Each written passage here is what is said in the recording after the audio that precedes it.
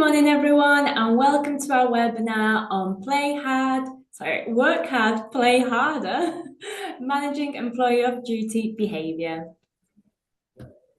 My name is Jay. I'm one of the senior legal consultants here at LegalVision, and you're in great hands today as our speaker will be Comfort, who is a practice leader in the employment law and health and safety team. So before we begin, just a couple of housekeeping items.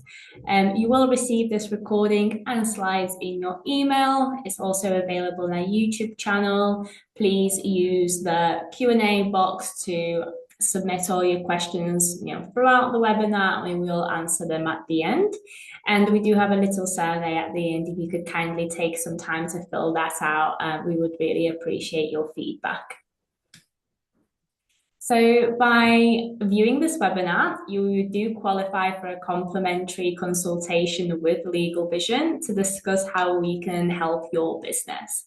To claim that consultation, just leave your contact details in the survey at the very end, and you can also do this anytime through our website. Cool. Well, I'll pass over to Comfort. Thank you so much. Enjoy the webinar. Thank you very much, Jay, and good morning, everyone. So today we'll be discussing the intersection between an employee's personal life and their work life. And I thought it would be useful for us to actually go through some case studies. So looking at and reflecting on previous cases on the topic, just to guide, you and to advise you as to how to take actions. We'll also look at the key relevant legal principles. So when looking at each case, we will highlight the legal principles and also how your internal policies can assist you when managing employees' conduct outside of the workplace. So the other thing as well that I thought it would be useful to bring into the webinar is just to highlight situations where an employee has actually committed a criminal conduct outside of your workplace and how you should deal with that in line with your processes. And towards the end as well, before I get on to answering your questions, which I do recommend you submit them as we go on, I will also be taking you through the practical steps that you should try and incorporate if you're not already doing that. Okay, let's get started then. And intersection of personal life and work life.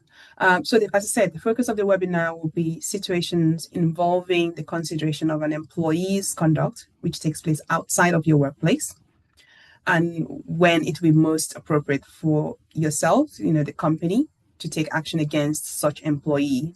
And that action can include, of course, dismissal. And I guess the first thing I have to say is we have all heard, or some of us have watched the video as well, of the Coldplay concert and the kiss cam between, featuring the then CEO of Astronomer and their HR lead. I say then CEO because, of course, we all watched and saw the video, and it led to, comments, observations from the public, and the business had to act, and the CEO stepped down. The key issue is always whether an employee's conduct outside the workplace is considered within the scope of their employment in your company.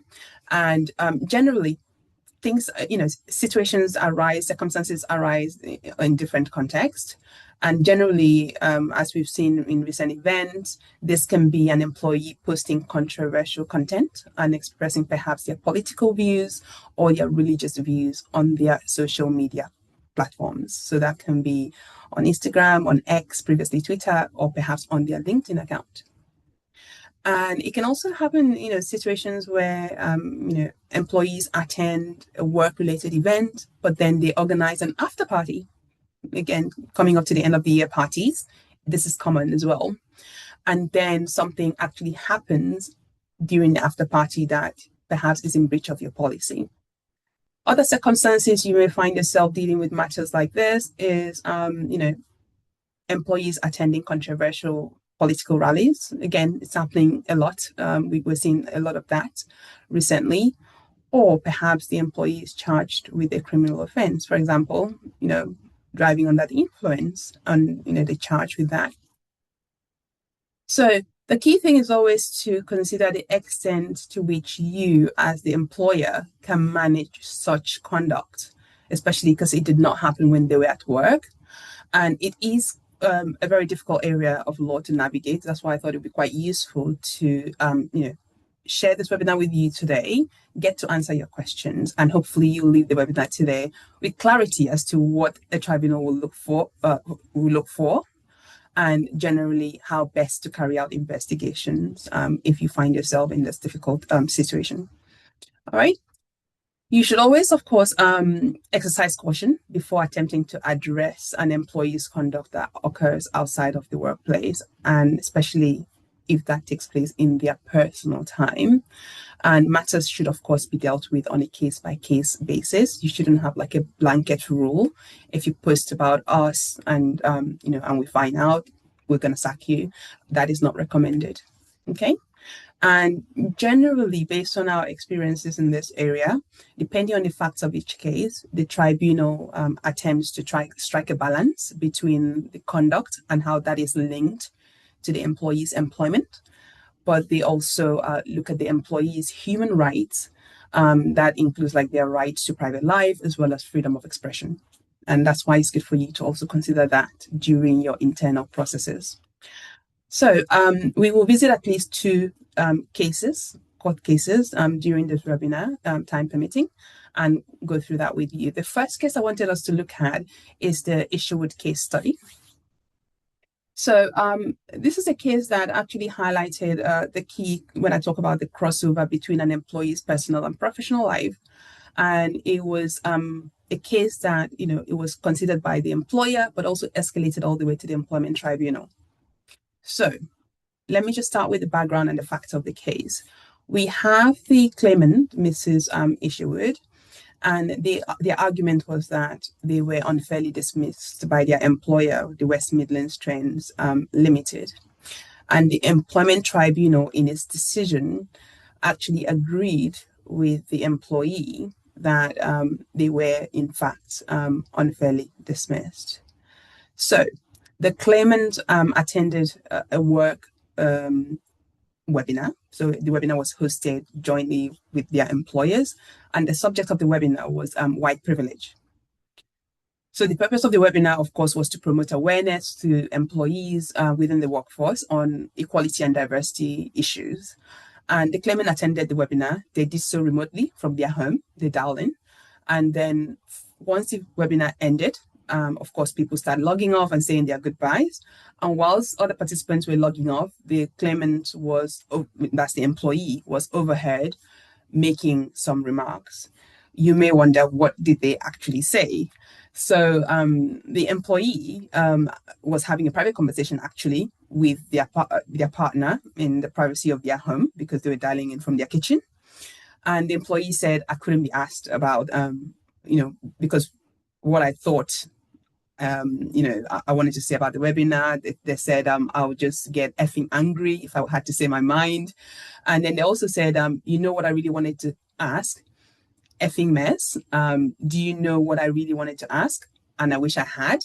Do they have Black privilege in other countries? So if you're in Ghana, for example. So the employee was, of course, sharing their perspective about the webinar in the comfort of their kitchen to their partner, not knowing that actually their colleagues that were logging off were hearing this. So what happened, of course, the colleagues complained and raised the matter with the employer, and the claimant was suspended from duty with immediate effect. Subsequently, they were, of course, dismissed, and they were dismissed for gross misconduct. So dismissal without notice or any payment in lieu of their notice period. And that was following a disciplinary hearing held by their employer. So let's look at the tribunal's reasoning in this case and why they decided that the employee was actually unfairly dismissed. So the first, in reaching its decision, that the summary dismissal was unfair, the tribunal considered the importance of upholding freedom of expression. As I said, human rights is quite important here. So the tribunal considered that this freedom of expression includes like qualified rights to offend people sometimes when you have to express your views and beliefs. And it is more of a social issue. In concluding that such a right is fundamental to our society, to a democratic society, the tribunal also, of course, reinforced the fact that it has to be protected because it is protected under the Human Rights Act. So in addition to the employee's fundamental human rights in terms of right to freedom of expression, the tribunal also considered the additional context of the fact that the employee was actually expressing their views in the comfort of their home, and they never intended for the colleagues to actually hear them or hear those views. That was, of course, relevant. The tribunal gave weight to the fact that privacy is also fundamental human rights when it comes to, all individuals. In addition to the human rights element, the other thing the tribunal also considered was the reasonableness of the decision. And you've probably heard of this before when they talk about a band of reasonable response. So the tribunal found that the employer, in this case, their decision to dismiss the claimant for gross misconduct was not within the band of reasonable responses. And the reason they reached this conclusion was that, one, the claimant was expressing a private view, and that was about the webinar they just attended, and that was to their wife in the privacy of their own kitchen in their home. And also, the claimant never intended for those remarks to be heard by other people. Okay. The other consideration as well was that the comments were not actually found by the employer to be discriminatory or racist, unlawful in any way. So, during the investigation, the employer reached out to the course host, who indicated that actually, if the employee had raised this question during the webinar, it would have been valid and it would have been addressed in a meaningful way. So, the other record as well, the part of the investigation and what the tribunal looked at and considered is that one of the people that made a complaint about the comments they heard recommended that this employee be given additional training. So they said, look, actually, perhaps further training and discussion may help the employee and others. This is something that the person that managed the appeal, the person that managed the dismissal did not actually explore or consider. So the company did not look at further training before going straight into dismissal.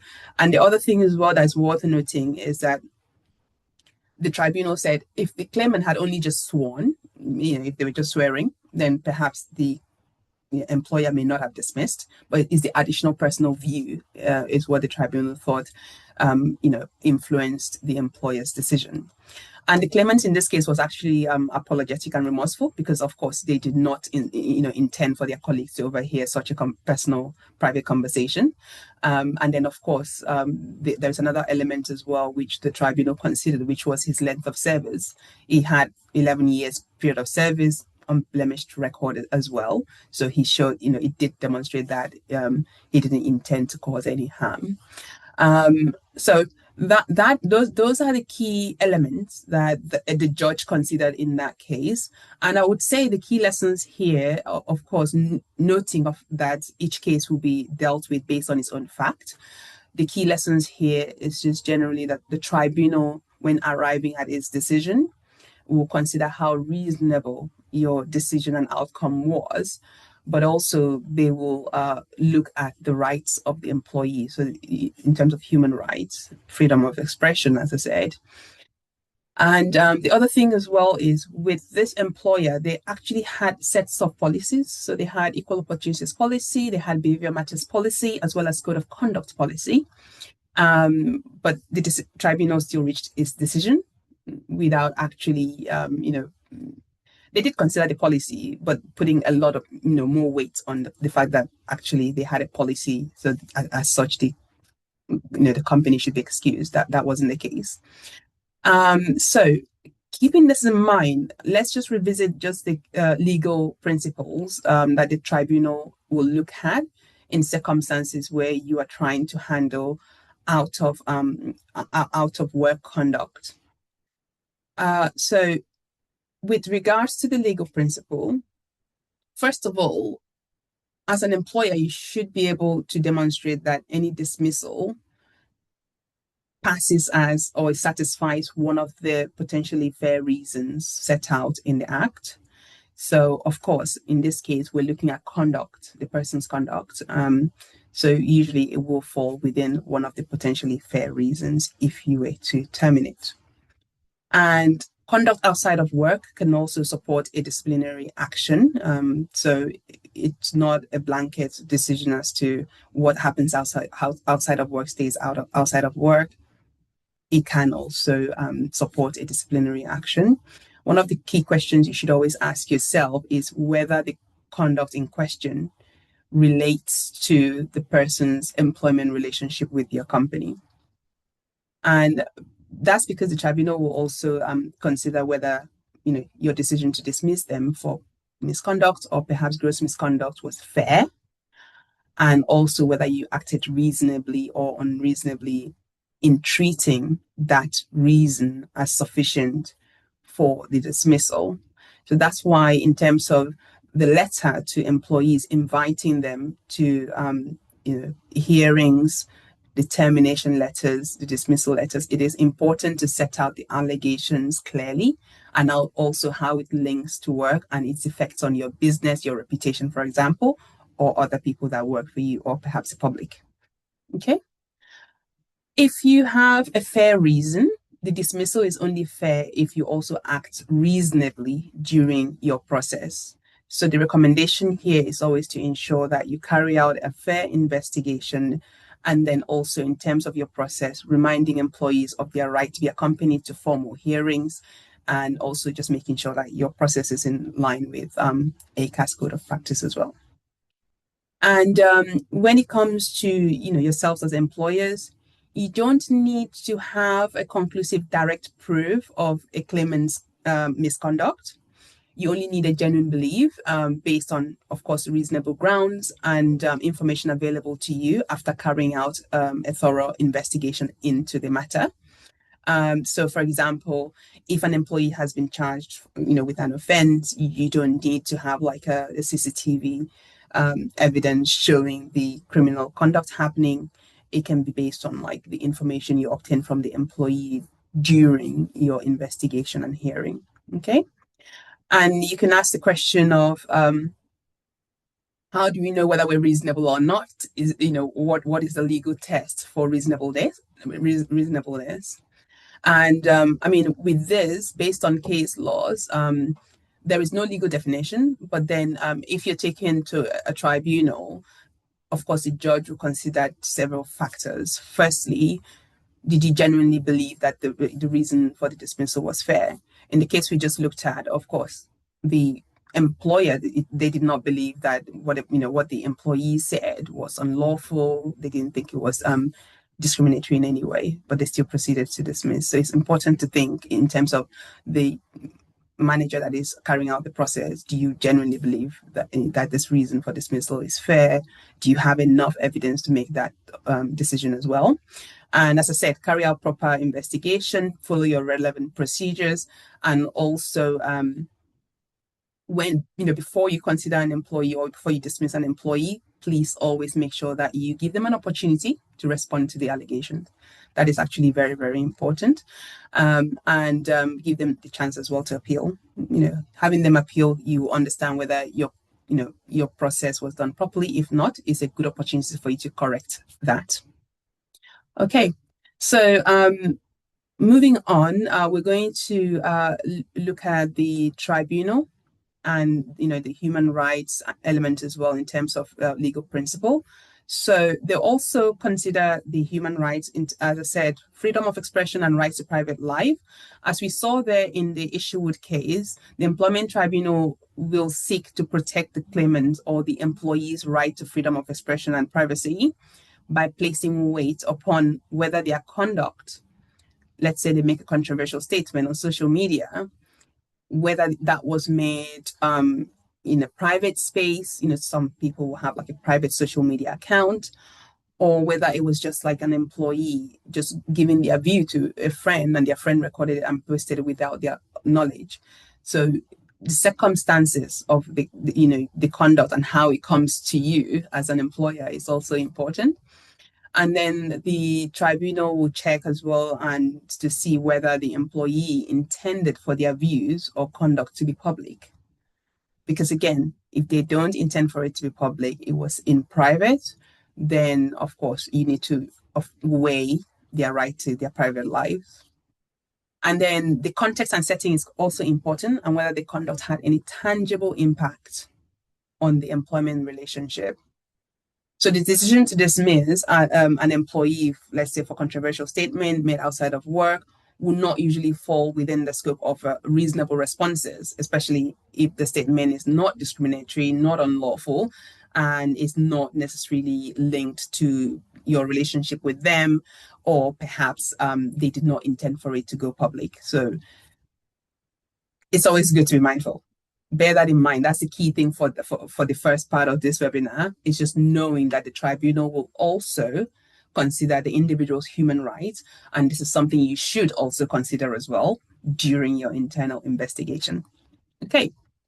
On that note, let's move on to the next case, and I wanted us to look at the case of Keable and London Borough of Hammersmith. And this I wanted us to look at because it's quite linked to recently we've been seeing different rallies happening in the UK. So I thought it's important to look at this from that perspective to see what a tribunal will consider in those circumstances. So Mr. Keable argued that he was unfairly dismissed by his employer, London Borough of Hammersmith and Fulham. And the tribunal on this occasion also agreed with the employee that they were unfairly dismissed. So generally, let's move quickly to the facts of the case. The claimant attended a counter demonstration outside of the parliament, and he was talking about, and they were just discussing political views. He attended it in his own time, in their personal capacity, wearing nothing to identify them as a council employee. And someone actually filmed their views, film the employee giving their views, and later posted it to Twitter, now X. And there was the pressure for the individual's employer to step in because it went viral on social media, their views on Zionism and the Holocaust. And the individual was ultimately dismissed. And generally, the tribunal's reasoning, again, was that the right of individuals to freedom of expression and freedom of belief taken together means that they are, in general, people are entitled to promote their religious and political beliefs, provided that they do so lawfully.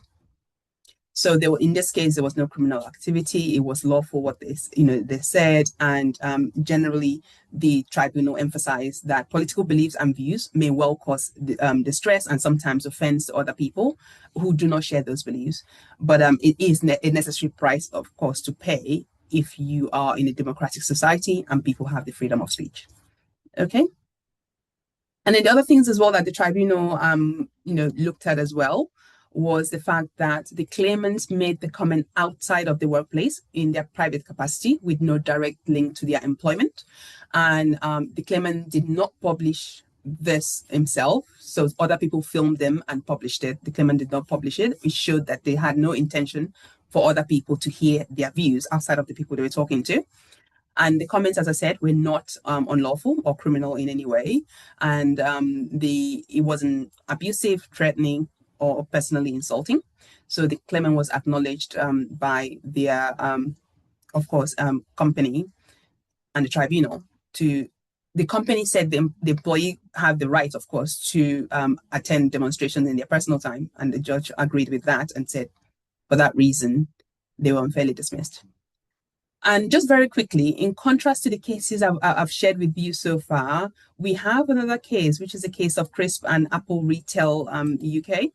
And in this case, it was actually critical. The tribunal's decision was critical in that Apple had made it clear in its policies and training materials that protecting its image and reputation is the company's core value. And they had drawn attention to the fact that making derogatory comments in social media was likely to constitute gross misconduct. So they made that clear in their policies, they made it clear in their training materials. And as such, the tribunal in that case, when considering Mr. Crisp's rights to privacy, and whether that had been infringed, the tribunal found that the employee did not have a reasonable expectation of privacy in respect of their Facebook page, even though the contents could only be viewed by their friends who followed them on Facebook. And that's because the tribunal said, look, you posted it, but you had no control over how your comment might be copied or passed on by the people that are following you on social media. And another case as well, generally, I'll just touch on that quickly, is the case of Tegat and Teletech UK. This is another decision that an employee's dismissal for comments posted on social media. The tribunal agreed with the employer that their dismissal was fair. This case actually was in the Northern Ireland Tribunal. And the reason the tribunal agreed with the employer in this instance was that although the comments did not bring the employer's reputation into serious disrepute, the employee's comment was an harassment of his colleague. And that was in breach of his employer's policy and was sufficient and sufficiently serious enough to justify their dismissal on grounds of gross misconduct. Okay.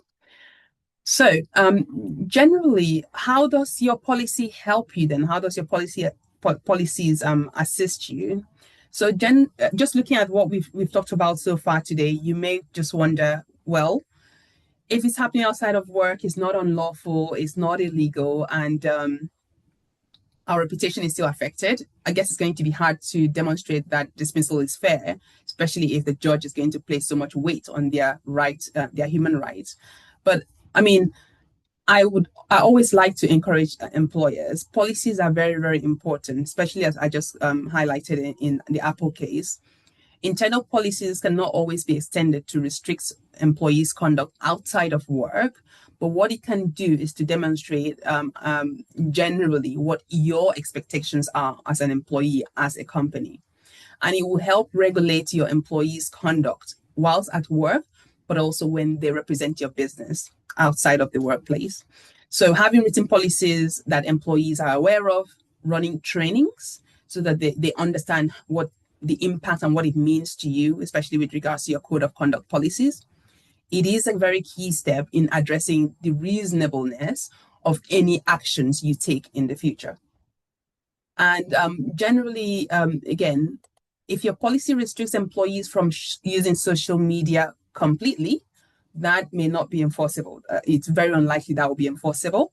But what you can do is to have policies, of course, that states that, example, employees may not be able to use social media during working hours, for example. They can't use your equipment, so they can't use the company-issued phone, perhaps laptop, to access or post on social media. Again, those may be ways for you to limit the effects on your company if they were to make statements, and also limits employees making such posts during working hours, which means whatever they're doing is in their personal time and is likely to draw, to have a direct link to their employment and their relationship with you. Importantly, as well, as we saw in the Isherwood and Keable case, employers cannot prohibit the expression of political views or beliefs. So even if your employees' political views or religious belief is different from your company's, you can't really have a policy that stops them from expressing that belief outside, especially where their views are not discriminatory, racist, or unlawful, and it is, expressed privately or outside of their working time and is not intended to be heard by others. So that's something you can't really limit. It's just for you to be mindful of as well when you are carrying out investigations. Just make sure that your political views is not being influenced, doesn't influence your decision. So very quickly, let's run to the situations where it is actually a criminal case or a criminal misconduct. So with regards to this, there is no rule that someone has to be dismissed because they're being investigated or charged with a criminal offense, for example. In such circumstances, what you should be doing as an employer is just generally focusing on the viability of the person continuing in employment. So it has to have a good, guide and code of practice on this, and which is that if an employee is charged with or convicted of a criminal offense, it doesn't normally in itself give reason for you to start a disciplinary action. But what you should be doing or thinking about is what effect the charge or conviction will have on the employee's suitability to do their job. And also, will it affect your relationship with the employee, the work colleagues, as well as your customers? And the general guide on this point is always you should consider whether the conduct is sufficiently serious enough to warrant instituting a disciplinary procedure. If not, it's just your employee informing you that they've been charged with X offense, and you just taking note of that and letting them know that they can always speak to their managers, of course, if there's any development. You do not have to wait for the outcome of a criminal investigation before you take a fair and reasonable action. If the conduct is very serious, you can carry out your investigation straight away. You don't have to wait for the police to tell you to, or for them to conclude their own process. And in cases where the employee is not available for work, example, they're in police custody and they can't work, then you should, of course, decide in light of, the needs of your business. Does the business need them to fulfill this role? Can their job just wait until they come back, or can it be held open for them? That's a question for you. And of course, where a criminal conviction will lead to them like losing their driving license, for example, if their role required them to have a driving license, again, following your investigation, it wouldn't be, it will be legal for you to continue expecting them to complete the role, because then they'll be driving without a license or with a suspended license. So in that instance, consider whether there is alternative work for them. If there is not, then following your investigation and fair process, you can, of course, it can lead to termination of their employment because they no longer have that driving license that they need to do their work. And the other thing as well is, of course, when an employee is charged with or convicted of a criminal offense, if in some instances their criminal lawyer would tell them not to speak to you or not to disclose any information because it may jeopardize their criminal case. In that instance, the employee may say to you, I don't want to be involved in this investigation process. I'm not going to respond to any of your questions. Usually what I recommend is that you write to them and let them know, unless they provide you with further information, that you would just make decision based on the information available to you. Okay. And of course, finally, if an employee is sentenced and to spend a considerable amount of time in prison, the custodial sentence may actually frustrate the contract they have with you, which means they're required to work. Of course, they can't work because they're in prison. Then you can, of course, move ahead and give written notice to terminate the contract on the basis that they cannot work, basically. And of course, the outcome letter is quite important. You need to highlight how the issues, if there is any breakdown in trust and confidence that you have with the employee, and also if it affects your reputation. Always good to highlight it in the letter you send to the employees. Overall, then, running through some final practical tips for you. Always carry out a proper investigation into any allegations or any conduct or misconduct that comes, you're notified of that happen outside of work. And the investigation should always include an assessment as to what actually occurred and whether it's sufficiently enough to be connected or linked to their employment. And when you're investigating the conduct as well, you should try and make sure that you're not encroaching upon the employee's fundamental human rights. Do bear that in mind. And generally, your assessment and investigation should be clearly documented as part of the investigation report and investigation process in case that is challenged at a tribunal. Okay. And on that note, finally, I would like to say, generally, there may be some evidence that you may be able to look at as well during this process. And one of the recent cases I dealt with, we ended up having to review TikTok videos shared by an employee whilst at work with the employees, employer's details in the background. So if in the important investigation stage, it's always good to gather the relevant evidence. If it's, as I said, a TikTok video, I would recommend you download it because the employee may delete the TikTok video the next time you go on there once they receive the letter setting out the allegations. So just make sure that you gather the relevant evidence before it is deleted. On that note, that is the end of the discussion I wanted to have with you today about how to manage your employees' conduct outside of the workplace. And I'll pass back to my colleague, Jay. Thank you very much, Comfort. That was very informative. I think we all learned something today. Yeah, guys, download the guide on the screen right now. It's a guide to UK employment disputes, so it's very helpful. I hope you don't have many, but it's good to have available to you should any situations occur. We have lots of free resources like this available on our website. So if you ever need, that little extra boost, just feel free to jump on there and have a little look. We do these webinars regularly, so probably about twice a month usually. So we have lots upcoming. The next one will be about M&A, what every business owner should know. That's on Tuesday, the 9th of December at 11. You can register with that little link. Again, you can do that on our website. Keep an eye out. We do them regularly. They're all also recorded and popped onto our YouTube channel later. So in the meantime, please put all your questions in the Q&A box if you haven't done so already. We've already got lots submitted, but yeah, we'll try and get through them as much as we can. While you do that, just want to take a minute to talk to you about LegalVision's membership. So if you know much about LegalVision, you know that this is what makes us very unique to any traditional law firm. You can go get hourly work pretty much in any law firm, right? It's a very traditional way of doing the legal work. It is usually the most expensive. So our CEO, Lachlan, many years ago, he was a lawyer in Magic Circle law firms, London, Australia. He felt like the kind of, legal system, unfortunately, wasn't really working. Lawyers were incentivized by taking a long time because they were billing hourly. So the membership was created to support people to kind of have a bit of a legal in-house counsel at a much fixed cost.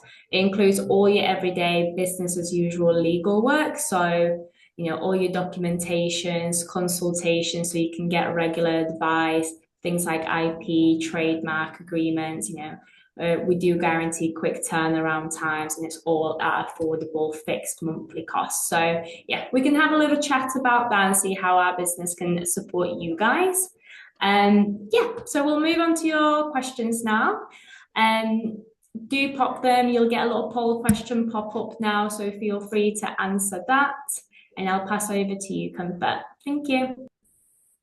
Thank you very much, Jay. And generally, as well, as Jay said, there's a poll question on your screen now about your legal needs. Please feel free to just answer that very quickly for us. The question is, how are you currently managing your legal needs? Do let us know. Do you have an in-house team, external provider, or are you using a mixture of both? If you currently do not have a legal support, also do let us know as well. If you're currently reviewing your options, we'd love to hear from you. And let's move on to the questions then. I'm conscious of time, so I'll try and answer them as quickly as possible. But please do take advantage of the free consultation that my colleague Jay mentioned earlier on in the webinar. Use your free consultation, leave your details, and then we can have a further chat about any questions you have that I can't answer on this call due to time. So getting on with the question, the first question is how we brief people beforehand to behave. That is a very good question. So as I said earlier, in terms of briefing your employees to behave, policies are really, really important, and internal trainings are also essential. The key time as well to do this is during the onboarding session. So what you can do when you onboard new employees as part of the training you give to them, you can flag the code of conduct policies and other important policies like anti-harassment, anti-bullying to them, and just run a training just so that they understand what is expected of them in the workplace and also outside of the workplace. Policies like your social media policy is useful as well to flag to employees, just so they know that your reputation matters to you And so they also understand the type of content, conduct outside of workplace that you deem will affect your company. Okay. And the next question is legal limits on personal social media. A very good question. Generally, you can't limit the use of social media during an employee's personal time or outside of working hours, or especially if they're using their personal equipment, that is. What you can limit is to limit their use of social media during working hours. And especially on platforms like LinkedIn, you can also say to employees where you, of course, share on your social media like LinkedIn that you work for us. This is a standard of behavior we expect. So you can use your policy, your social media policy, to guide that behavior and also to remind them of the expectations. But unfortunately, you cannot limit their use. So you can't say to employees, you can't use social media during the weekends or during your lunch break or when you're not working for us. Okay. And the other question is, what if the social media is a secret recording of a conversation with staff internally or brings the organization into disrepute? That's a good question. Let's start with the first part. What if the social media is a secret recording of a conversation with a staff internally? The key thing is when you're investigating such, it may be, of course, the employee's conduct may be in breach of their confidentiality obligation, for example, or it can be deemed to be them harassing the staff. There may also be issues here and concerns when it comes to data protection policy, because if the other employee did not give their consent to be recorded and there is like personal information and personal data disclosed in this recording, there may be, clearly there'll be an issue there. So there is cause here for you to investigate. And if it is the case that the secret recording is in breach of their confidentiality obligation, your internal policies, then you can take actions. Okay. It's always good, as I said, always give the employee an opportunity to respond to the allegation just so you can hear their side. There can also be mitigating factors. Perhaps the employee is suffering from like mental health issues and that requires adjustment, but it's always good for you to hear from them to understand why they did what they did. And generally as well, as you said, or if such post brings the organization into disrepute, again, that is a key question as well for you to consider during the investigation and your internal process. What is the impact of that post, of you sharing that opinion? What is the impact of that on the business, and does it relate to the employee's role as well, and what is expected of them? The next question, which I'll try and answer two more before I hand over to my colleague Jay. So the next one is, when are people really off duty? That is a good one. Generally, employees are off duty when it's outside of their working hours during their lunch break. So they're off duty. Okay. And where does the law stand in terms of checking up on what employees post on social media and what sort of posts are cause for concern? We have explored some of the different posts that may be cause for concern. Generally, if it's illegal, if it's unlawful, racist and things like that. But also if they're harassing another employee, harassing your client, for example. And in terms of checking up on their posts, I wouldn't recommend actively just go scrolling through all your employees' personal Instagram posts or LinkedIn posts. But if there is any matter there that is flagged to you from their colleague or from a client, then please do take a look and investigate. Okay, Jay. Thank you. Okay, this is all we have time for today. So thank you everybody for attending. If we didn't get to your question, feel free to pop it in the feedback at the very bottom, the survey, as well as obviously with the actual feedback for the webinar. We do really value those. Remember to book yourself in for your complimentary consultation where we can discuss your needs in more detail and how we can support you. And do remember that you are going to get these slides and the recordings sent to your email after the webinar. But yeah, thank you so much for everyone's time. I hope you have a great rest of your day. Thank you. Bye-bye.